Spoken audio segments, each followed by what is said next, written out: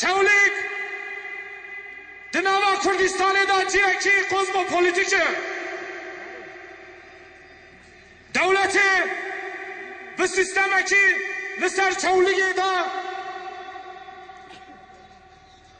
کابیتالیست کی نو آوا کری او بدین نقشانده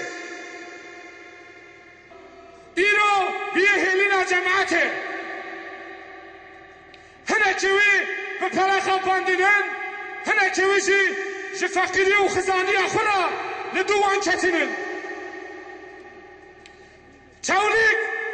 شونک جماعته بو قزم پولیتیک بو هوار بزانن دبی هل بجارتنانو دا چولک ای ببامه